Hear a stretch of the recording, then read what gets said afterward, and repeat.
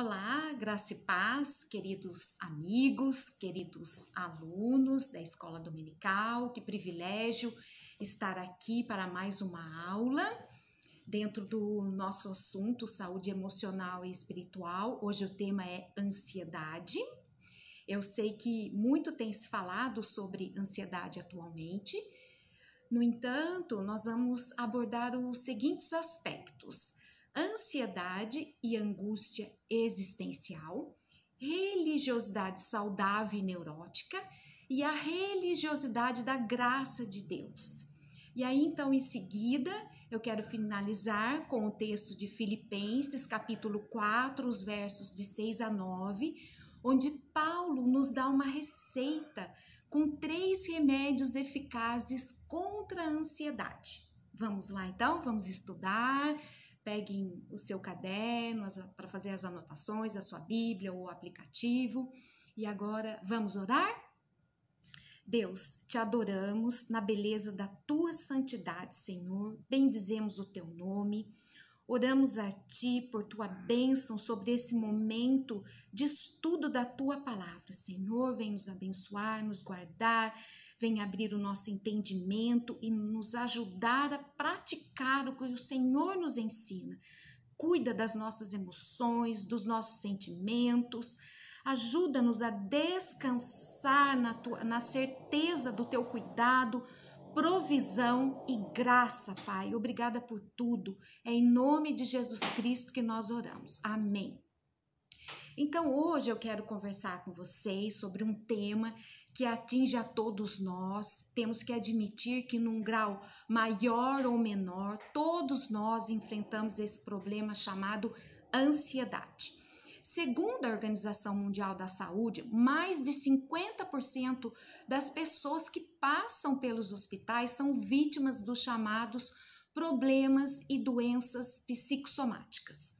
Então, os problemas da vida vão grudando em nós, vão ficando presos em nós e nós vamos somatizando isso e muitas vezes ficamos extremamente ansiosos, a ponto de um dos mais expoentes representantes da psicologia, o senhor Rollo May, não sei quantos já ouviram falar, ele afirma que a ansiedade é o mais urgente e grave problema da nossa geração.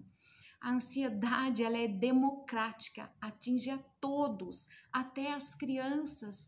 Vocês têm observado como as crianças, os pequenininhos, já desde pequenos, não é? Com ansiedade, a gente percebe essa ansiedade nas crianças. Não importa a idade e vamos enfrentar a ansiedade. Vocês sabem o que é ansiedade na língua grega? Ansiedade na língua grega significa estrangulamento. É puxar você em direções opostas, ou seja, você fica dividido. E isso descreve bem o estado de ansiedade, né? Ela divide os pensamentos, as emoções, as sensações entre a preocupação humana das circunstâncias e aquelas que de fato são reais. Então, é agredir você emocional e psicologicamente. Nós sabemos que a ansiedade, ela rouba as nossas forças, porque ansiedade ou preocupação é quando você está sofrendo por algo que ainda não está acontecendo, né? Tem o potencial de acontecer, mas não está acontecendo. E você antecipa o sofrimento e começa a sofrer. As tensões produzidas pela ansiedade podem trazer-nos desequilíbrios interiores, pessoais e sociais. A ansiedade rouba aquela nossa vida abundante que nós temos falado em outros estudos, trazendo prejuízos para a nossa saúde física, emocional e a espiritual também. Então, os conflitos e as condições de vida hoje, os meios de comunicação com seus apelos ao consumismo, o enfraquecimento nas relações interpessoais, dificuldades econômicas e sociais aumentam o nível de ansiedade. Mas Jesus foi bem claro para conosco: no mundo tereis aflições, mas, contudo, tende bom ânimo. pois eu venci o mundo. Esse texto está lá em João, capítulo 16, 33. Então, como lidar com o problema da ansiedade? Nós sabemos que não é só ir à farmácia, comprar um ansiolítico, nós temos que tratar do sintoma e da causa. Então, procuramos entender, localizar e enfrentar adequadamente a ansiedade.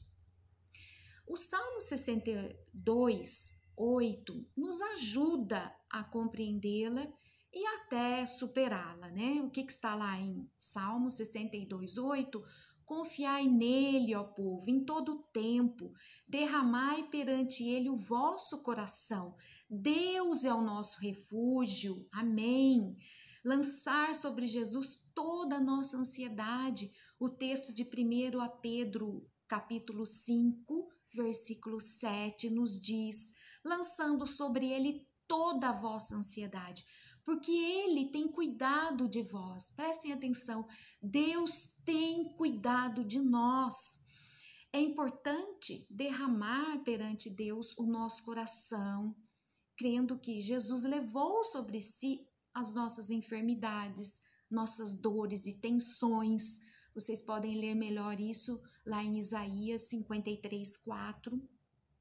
É preciso também compreender os motivos da ansiedade, depositando-a em Jesus e cooperando com Ele, tornando a comunidade de fé, né, a nossa igreja, um espaço de terapia, de cura, no qual todos ouvem, se amam, se compreendem e se apoiam mutuamente. Mas, afinal, o que é ansiedade? Né? Muitos perguntam, querem entender melhor, buscam ajuda. Nós podemos traduzi-la por um estado de insegurança na existência humana. Está associada a uma busca de significado para a vida, à necessidade de sentir-se amado e apreciado. É viver dia a dia em estado de alerta, prisioneiro no passado, não conseguir se entregar-se à aventura da descoberta, dar esse espaço para descobrir novas coisas, né? Pela necessidade de controlar tudo que vai acontecer. É uma insegurança que parece que não tem fim. É um medo do que possa acontecer no futuro, gerando a necessidade do controle sobre tudo e de todos. É sofrer por antecipação, como eu já falei um pouquinho lá em cima. Não sentir tranquilidade em momento algum, é correria. Você não consegue relaxar, você não consegue se desvencilhar dos seus afazeres do dia a dia, não pode baixar a guarda. Toda paz é passageira. E já até, quem já não passou por isso, né? Às vezes no trabalho, você tá lá naquela euforia, aquela agitação, e você observa as pessoas, alguém sorrindo, mais tranquilo, e você ainda reclama, você, poxa, aquela pessoa não tá vendo, olha o que nós estamos passando, olha a dificuldade, e a pessoa sorrindo, ainda consegue sair para almoçar, e eu aqui, nesse apavoramento. Olha só que ponto a gente chega, né? A pessoa tem de se envolver em várias atividades para não entrar em contato consigo mesma, por temor do que possa surgir de uma reflexão mais profunda sobre a própria existência. Eu também estive lendo vários materiais, e aqui, não sei quantos conhecem esse livro de Max Lucado, O Fim da Ansiedade. Ele traz, ele define, na verdade, a ansiedade como uma chuva de meteoros do tipo e se? E se eu não fechar a venda? E se não recebermos o bônus? E se eu não tiver dinheiro para pagar a escola das crianças, para pagar o dentista? Então, é uma lista de esses. A presença, né, da ansiedade é inevitável, mas ser prisioneiro dela é opcional. Vejam bem, outro ponto importante. Eu posso afirmar para vocês que a ansiedade não é um pecado, é um sentimento. A ansiedade pode, no entanto, levar a um comportamento pecaminoso. Prestem atenção.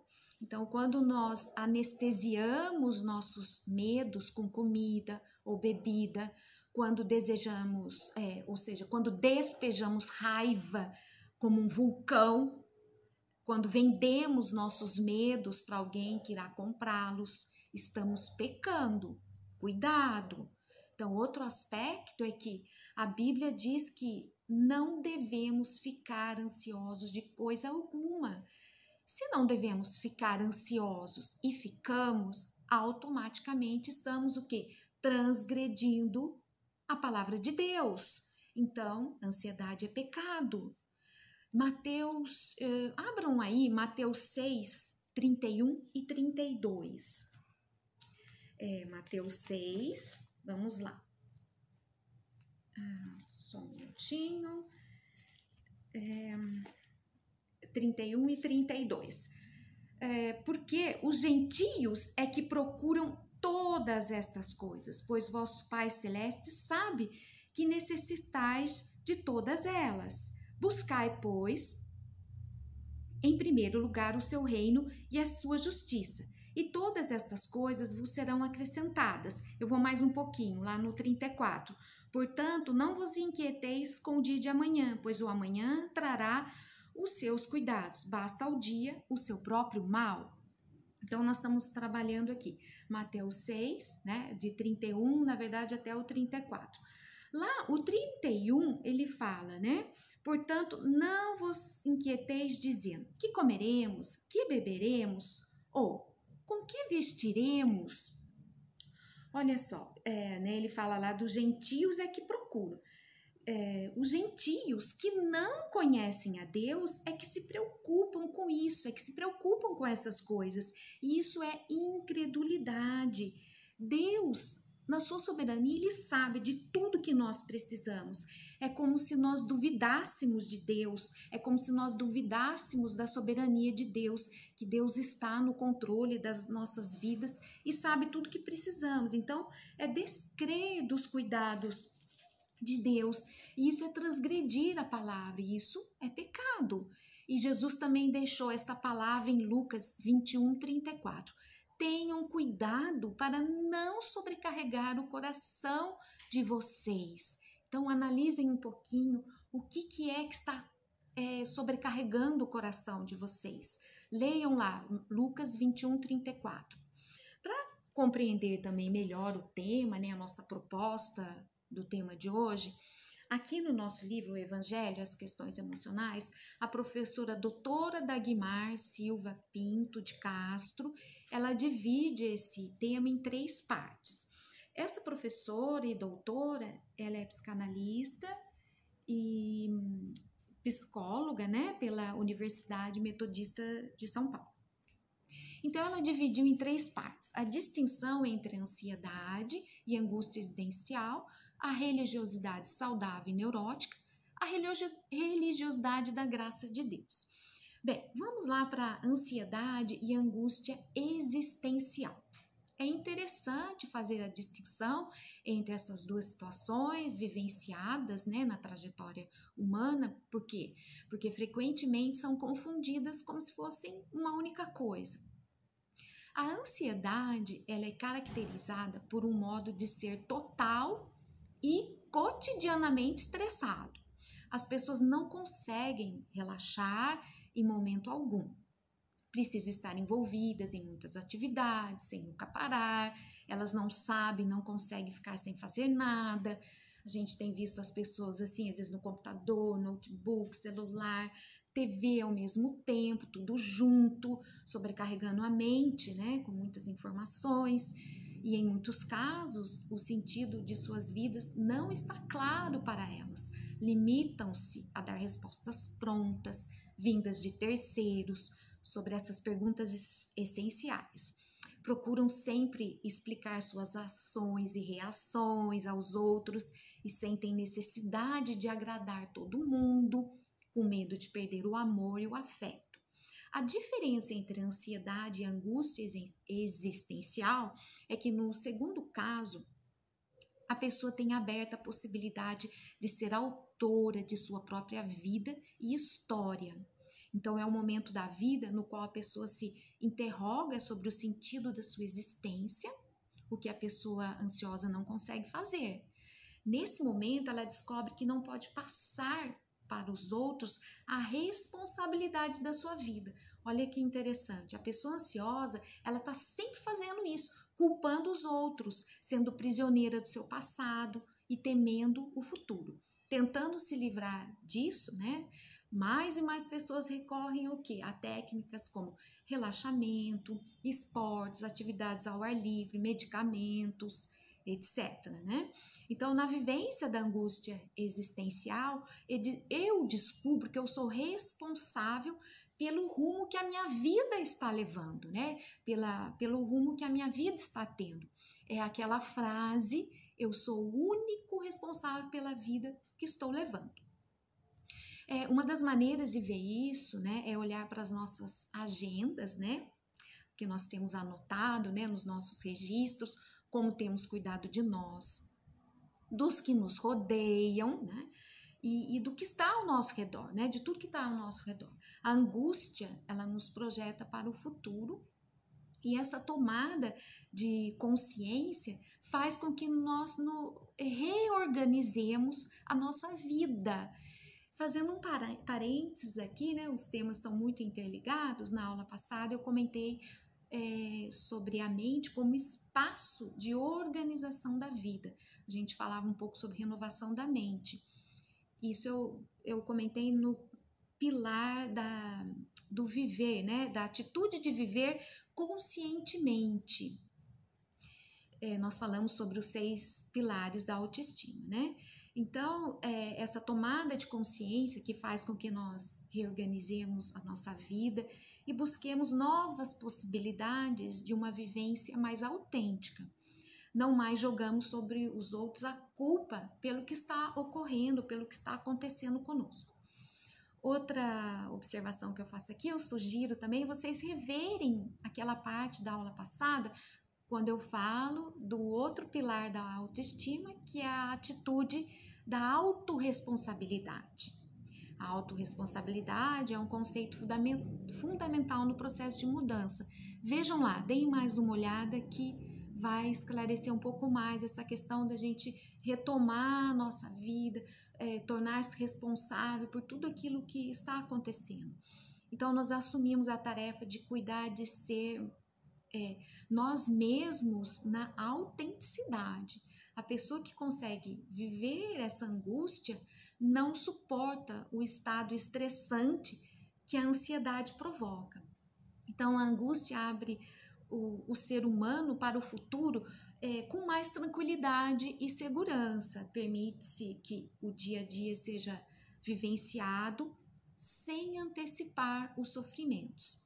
E para nós, os cristãos, a vivência da angústia, quando nos damos conta, né, dessa tarefa do ser, nos abre o caminho para buscar em Deus, pela oração, a capacidade de nos entregarmos ao viver, né, de nos entregarmos à aventura de viver.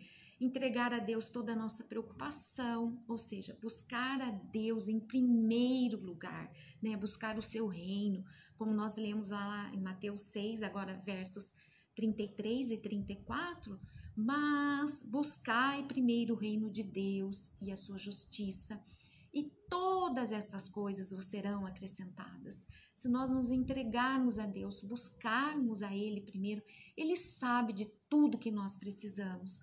Então, basta ao dia o seu próprio mal. Olhem só, estatisticamente falando, 70% dos assuntos que nos deixam ansiosos nunca vão acontecer. Tenho certeza que vocês já ouviram isso e nós sofremos desnecessariamente. Por isso a Bíblia nos diz, basta ao dia o seu próprio mal. Vamos falar um pouco aqui no segundo aspecto do estudo da professora Dagmar, professora doutora Dagmar, religiosidade saudável, né? Aquela que tem liberdade, pela graça, e a religiosidade neurótica, né? É aquela prisão, é tudo pela lei. Bem, nós podemos vivenciar a nossa religiosidade de um modo saudável ou de um modo neurótico. Como que nós podemos distinguir o que caracteriza um e outro modo? Uma forma é refletir sobre a maneira como nos relacionamos com Deus. Quando vemos Deus como aquele que está em constante julgamento de nossas ações e para quem temos de fazer muitos ritos, né, rituais de expiação, nós estamos com a percepção distorcida. Então, por isso a nossa religiosidade passa a ser ansiosa, neurótica. Então, nós projetamos em Deus a nossa própria maneira de ser e ele passa a ser super exigente, que cobra perfeição nos mínimos detalhes, né? Um Deus perfeccionista. Nós vivemos sob constante ameaça de sermos excluídos do livro da vida, né? De Deus riscar o nosso nome do livro da vida. Ampliamos essa exigência aos que estão ao nosso redor, o que é pior, né? Tornando a convivência insuportável muitas vezes. Outra forma de vivenciar neuroticamente a religiosidade é a criação de ritos com a finalidade de obter favores, né, de Deus, barganhar algum desejo, ou mesmo buscar proteção divina, né? É preciso fazer aquela meditação para ser bem-sucedido no dia a dia, cadeia de preces para obter determinada graça. Então, Deus nos ama incondicionalmente. Deus não é dono, digamos assim, de um supermercado, né, de um mercado que quer receber coisas de nós para que nós possamos receber a sua atenção, né, merecer a sua atenção, o seu amor. A religiosidade saudável, a professora Dagmar nos explica, implica em reconhecer o limite humano, reconhecer que somos imperfeitos e que nós carecemos da graça e misericórdia de Deus. Não somos perfeitos, mas precisamos ser coerentes com a nossa fé. A religiosidade saudável permite a vivência da fé que vê em Deus a fidelidade e o amor que se renovam a cada manhã.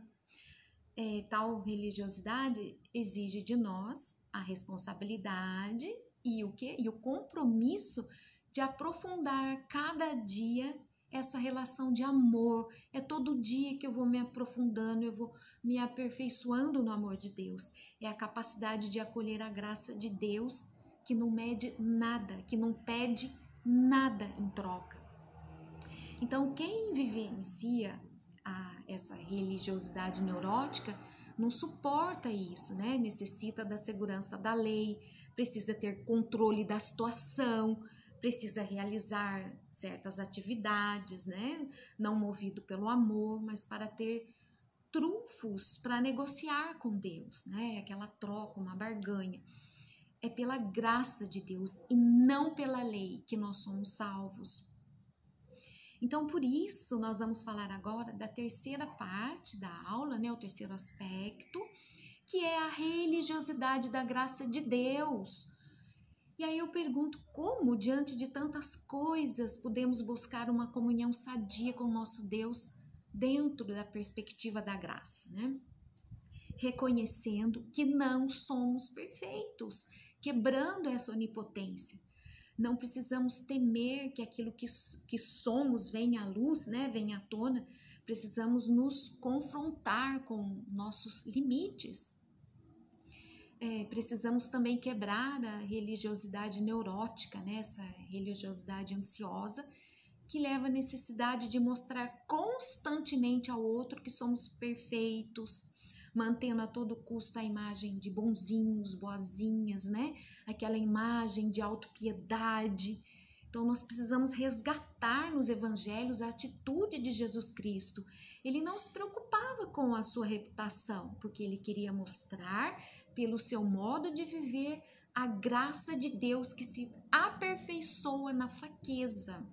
Então, é preciso reconhecer a nossa humanidade, as nossas falhas e ainda assim saber que somos amados, aceitos e acolhidos por Deus, por sua graça que é incondicional.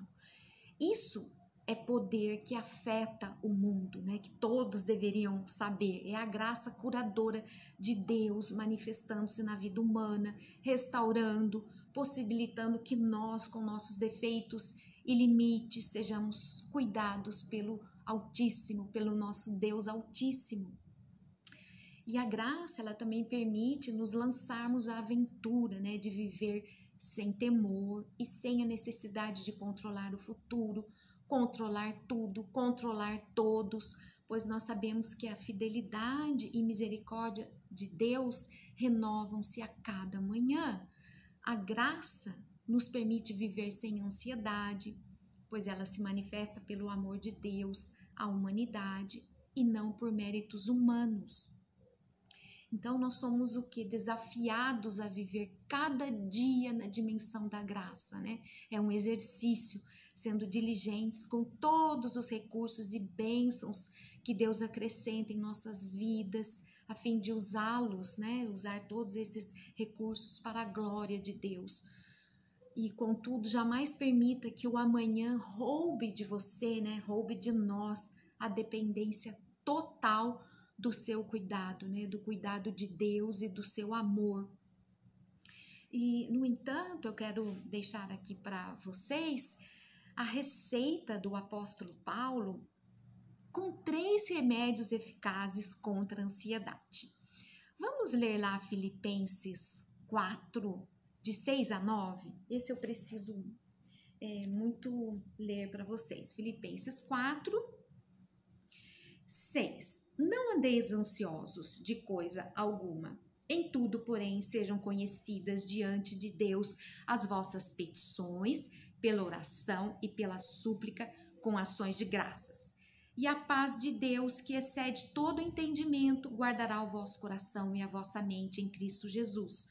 Finalmente, irmãos, tudo que é verdadeiro, tudo que é respeitável, tudo que é justo, tudo que é puro, tudo que é amável, tudo que é de boa fama, se alguma virtude há e se algum louvor existe, seja isso que ocupe o vosso pensamento, o que também aprendestes e recebestes e ouvistes e vistes em mim, isso praticai, e o Deus da paz será convosco. Então, esse é o texto que eu quero deixar aqui para vocês. Esses versículos nos ajudam a desenvolver ferramentas para enfrentar os ataques de ansiedade. E eu digo que será necessário certo trabalho da sua parte. É claro que eu não pretendo deixar aqui a impressão de que nós podemos fazer a ansiedade desaparecer com simples palavras de ânimo. Não é o meu objetivo. Na verdade, para algumas pessoas, a cura de Deus contará com a ajuda de alguma terapia, de alguma medicação. E eu diria ainda, peça a Deus para levá-lo, né? Levá-la a um conselheiro ou médico qualificado que vai lhe proporcionar o tratamento que você precisa em caso de algo mais profundo, né?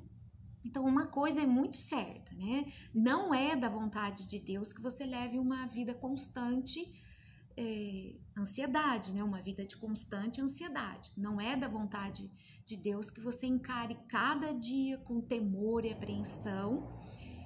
Por quê? Porque Deus o criou para ter mais do que uma vida de ansiedade que lhe tira o fôlego e de preocupações que dividem a sua mente. Então vamos lá ao primeiro remédio, aprender a orar corretamente. No verso 6, Paulo fala de 3 tipos de oração. Ele fala de oração, de súplica e de ações de graça. A palavra oração aqui no grego é a mesma palavra para adoração. Então, eu adoro a Deus. Eu suplico a Deus e dou graças a Deus. Eu adoro a Deus por quem Deus é. Eu suplico a Deus porque Deus é meu Pai e dou graças a Deus por tudo aquilo que Ele faz. Então, eu preciso saber quem é meu Deus. Eu preciso conhecê-lo. Quão grande Ele é, quão poderoso Ele é, quão capaz e suficiente Ele é para cuidar de nós. Vamos adorar a Deus e exaltá-lo. Deus nos dá essa liberdade para apresentarmos a Ele as nossas necessidades, as nossas dores, as nossas queixas, e nós vamos agradecer. Entender tudo que Deus já nos fez. É importante termos essa visão. Quando aprendemos a orar corretamente, somos curados da ansiedade. O segundo remédio está no verso 8. Aprender a pensar corretamente. Vejam bem, a vitória ou a derrota está na nossa mente. E é para isso que o que nós temos que fazer? Nós temos que ler a Bíblia, conhecer as promessas de Deus, alimentar-se das verdades de Deus. Tomar posse das promessas de Deus é fundamental. Deus é fiel em sua própria palavra. É preciso crer não apenas que Deus está no controle, mas que todas as coisas cooperam para o nosso bem, conforme está lá em Romanos 8, 28. Isso traz descanso para a nossa alma. E quando a dificuldade chegar, você tem que estar cercado por uma estratégia divina, você tem que estar fortalecido, essa fortaleza divina, essa estratégia que protege a sua mente, a nossa mente e o nosso coração. Vejam também o que está escrito lá em Isaías 41, 10. Não temas, porque eu sou contigo. Não te assombres, porque eu sou o teu Deus. Eu te fortaleço e te ajudo e te sustento com a minha destra fiel. Olhem as promessas aqui. Eu fortalecerei, eu ajudarei, eu segurarei com a minha mão direita. Mais do que suficiente para as nossas vidas, não é? Nós precisamos mais alguma coisa do que isso, do que essa certeza, do que essa promessa. Eu sugiro também vocês fazerem uma listinha das promessas de Deus. Isso é importante. Muitas vezes nós precisamos resgatar isso, não precisa ser uma lista. Eu diria uma lista de 10 promessas. E eu já vou deixar aqui para vocês lerem, não vou ler agora, Hebreus 13, 5 e 6, Hebreus 13, 5 e 6 e 1 Coríntios 2, 9. 1 Coríntios 2, 9 eu tenho certeza que vocês já conhecem. Façam aí a lista de vocês. Eu digo que eu já fiz. Tive essa necessidade e é importante termos isso muito claro conosco. O terceiro remédio está no verso 9. Aprender a agir corretamente, colocar em prática. Você é o que você faz. Se você for apenas ouvinte da palavra e não praticante, a ansiedade vem para te dominar. Então, nessa carta de Paulo aos Filipenses, se vocês lerem ela toda, Paulo trata de relacionamentos estremecidos, pessoas que estavam preocupados com as coisas terrenas. Então, Paulo diagnosticou o problema, ele deu o remédio para o problema e agora Paulo nos mostra a cura para o problema, que está lá no verso 7. Paulo fala da paz de Deus, né? E a paz de Deus, que excede todo o entendimento, guardará o vosso coração e a vossa mente em Cristo Jesus. Aqui é a substituição da ansiedade pela paz de Deus. Então, vejam bem os remédios. O primeiro é orar corretamente, aprender a pensar corretamente e praticar, agir corretamente, né? Então, quando eu estou ansioso, eu estou inquieto. E vejam bem, eu orei, alimentei a minha mente, pratiquei o que é certo, e então a ansiedade se foi e veio morar comigo a paz de Deus, a serenidade no meio da tempestade. O problema pode estar lá ainda, mas eu estou descansando. E essa paz de Deus, ela é uma paz diferente. É aquela paz que coexiste com as lágrimas. É saber que Deus está no controle. É saber que Deus está com as rédeas nas mãos. É crer no agir de Deus. Não tem acaso, tem providência de Deus. Olhar para a vida, eu diria assim, na perspectiva da soberania de Deus, para que as circunstâncias da vida não nos tirem a paz e produzam em nós essa ansiedade. Lembre-se o que está na Bíblia, o que está na palavra. Deus é soberano, sincero, confiável e suficiente. Qual que é a ordem para nós? Não andeis ansiosos. E o que você e eu vamos fazer com a ansiedade? Que a paz de Deus guarde a sua cabeça, a sua mente e o seu coração. Ótimo dia para vocês. Tchau, tchau.